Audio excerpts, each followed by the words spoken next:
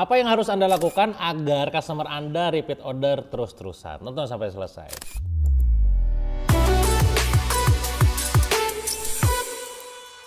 Buat kawan-kawan semua yang sekarang pebisnis, tentu kita gak cuma sekedar dapetin cuan dari customer baru saja. Terus akuisisi customer baru terus, capek rasanya kalau demikian. Maka tugas kita adalah harus mikirin gimana caranya customer existing ataupun pembeli sebelumnya yang juga akhirnya dia tuh repeat order. Beli lagi, dan beli lagi. Syukur-syukur beli repeat ordernya gak cuma sekali dalam sebulan.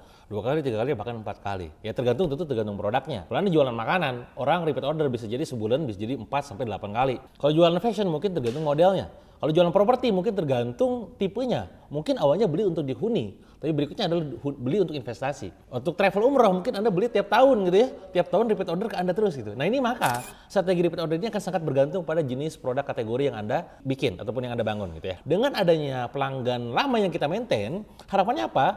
Omset kita bisa naik di angka berkali-kali lipat tanpa harus keluar biaya lebih mahal. Ingat, biaya lebih mahal keluar ketika kita mengakuisisi pelanggan baru. Maka saya simpulkan bahwa ternyata naikin omset cuma 2 cara. Naikinnya itu dengan cara dari customer lama dan customer baru. Nah sialnya adalah kalau kita hajar di customer baru, ada biaya akuisisi namanya. Customer acquisition cost, CAC-nya gitu kan. Nah ini membuat kita akhirnya keluar cost lebih besar. Analogi sederhana gini, kalau misalkan Anda bangun rumah, apakah lebih mahal ke samping ataupun ke atas? Tentu jawabannya adalah mahal ke samping. Karena kalau samping itu harus kita akuisisi lahan terlebih dahulu, benar nggak? Nah tentu nanti kalau udah ke samping juga harus ke atas, benar nggak? Nah maka akuisisi lahan itulah, itu disebut dengan biaya akuisisi.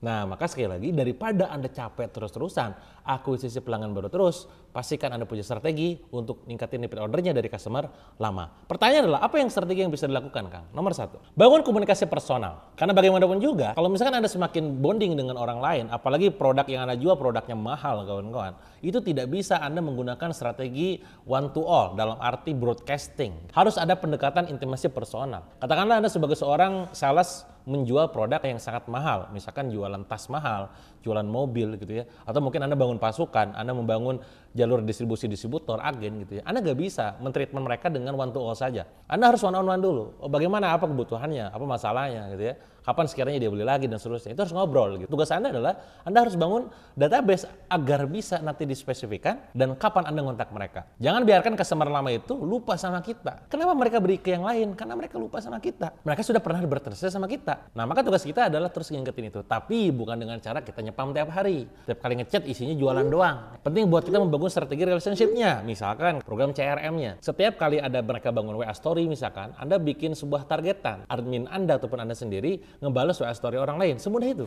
Bukan untuk jualan, cuman doain aja. Wih, kerennya kayaknya enak ya kalau makan bakso malam-malam gini gitu. Hujan-hujan Kak misalkan. Wah, Masya Allah anaknya lucu gitu. Hanya gitu doang. Tidak ada maksud jualan.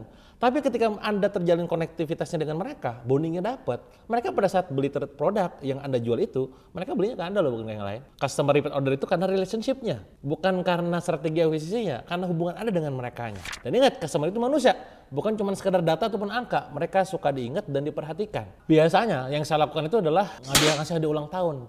Nah, masalahnya adalah ulang tahun setahun doang, sekali doang kan. Nah, maka sesimpel bahwa dia bikin status di postingan Instagram, di Facebook, Anda komen, Anda like. Bahkan akunnya di follow di Instagram misalkan. Semudah itu saja. Bangun komunikasi dan kasih rekomendasi berdasarkan pembelian terakhir mereka. Misalkan dia beli produk apa, Anda rekomendasikan apa produk yang sekarang cocok mereka beli juga dan miliki juga, dicoba juga gitu kan. Karena ini pas dengan apa yang mereka beli sebelumnya. Kata para ahli dari Harvard Business Review menyatakan bahwa mengakuisisi pelanggan baru itu kawan-kawan 5 sampai 25 kali lebih mahal daripada mempertahankan customer lama. Daripada cuma sekedar nyari customer baru terus, maka yuk pertimbangkan untuk memfokuskan diri juga untuk membina dan maintain customer lama. Yang kedua, buat program loyalitas. Cari alasan buat mereka untuk balik lagi. Anda membagikan sebuah kartu yang mereka harus ngecap berapa kali sampai akhirnya mereka dapat fasilitas free. Mereka mengumpulkan sebuah voucher ataupun catatan tertentu yang nantinya voucher tersebut bisa ditukarkan untuk dapat hadiah tertentu.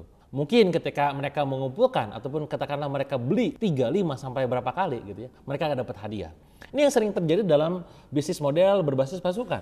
Kalau Anda perhatikan, bisnis yang berbasis pasukan, ada poin-poin rewardnya. Katakanlah mereka menjual 1.000 sales, 2.500 sales, 5.000 sales, 10.000 sales. Poinnya bisa ditukar dengan masalah jalan-jalan ke Eropa, jalan-jalan ke Singapura, umroh, ya, mobil, motor, dan seterusnya. Sehingga membuat orang lain repeat, loyalitas dibangun. Nah, maka silakan bikin program loyalitas. Caranya gimana? Buat program yang buat mereka ngerasa kalau lu setia, gue bakal lu kasih lebih. Bahkan beberapa perusahaan memberlakukan kayak semacam loyalitas program yang sifatnya tuh ketika dia loyal hanya di kita doang, mereka akan dapat bonus apa. Itu bisa dilakukan. Tergantung Anda sebagai seorang ownernya ya. Manusia itu kawan-kawan suka ngumpulin sesuatu. Bisa berupa stempel, poin pun yang sifatnya bisa dikumpulin, yang nanti bisa ditukar dengan value tertentu. Dan ini memanfaatkan sifat alami manusia. Mereka bakal mikir gitu ya, 2 kali sebelum beralih ke seller lain. Daripada gua pindah ke yang lain, ininya hangus gitu kan.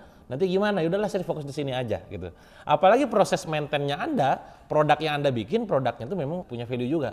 Ya tidak ada alasan buat dia untuk repeat order ke yang lain, repeat ordernya pasti ke Anda gitu ya.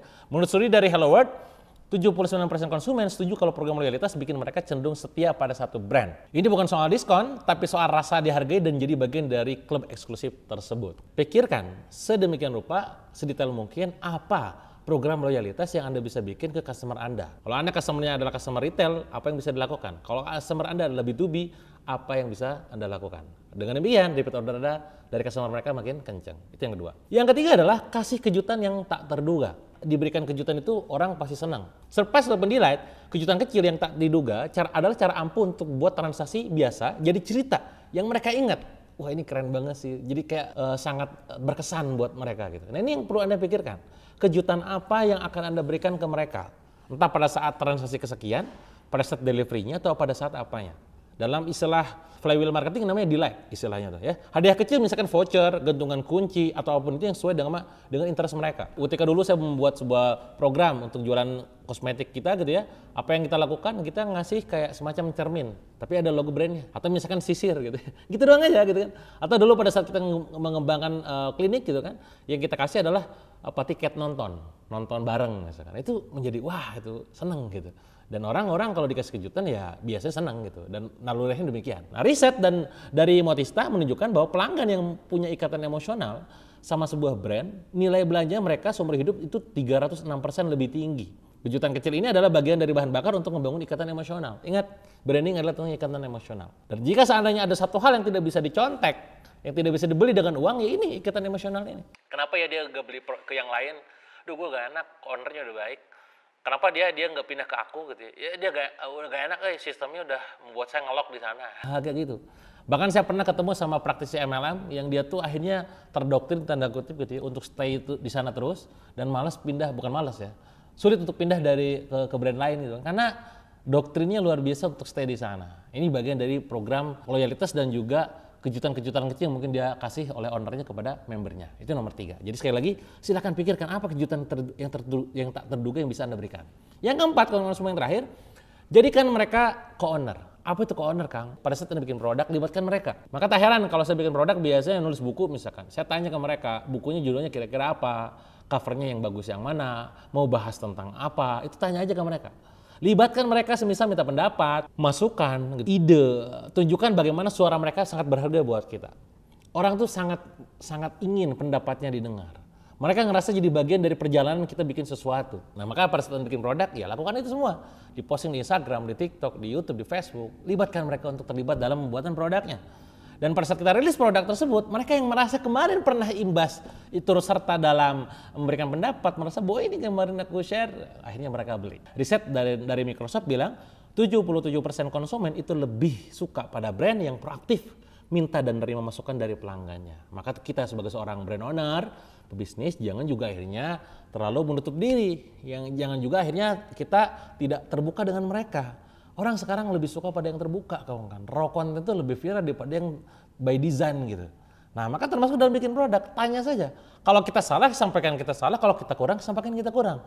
Daripada orang-orang yang terkesan bahwa so perfect, sempurna gitu. Padahal ternyata itu adalah sebuah balutan gitu kan. Nah, maka sekali lagi, libatkan mereka dalam berpendapat, jadikan mereka sebagai co-owner. Semoga dengan demikian, mereka ngerasa memiliki, punya ownership terhadap brand yang kita bangun. Itu adalah 4 strategi yang bisa Anda lakukan agar customer Anda bisa repeat order ke Anda terus. Kalau ada yang tanyakan silakan ada komen di kolom komen. Kalau ada request materi khusus silakan komen juga di kolom komen. Kalau suka jangan lupa dikasih like dan juga subscribe video ini channelnya supaya bisa dapetin update video di video berikutnya ya. Sampai jumpa di video berikutnya.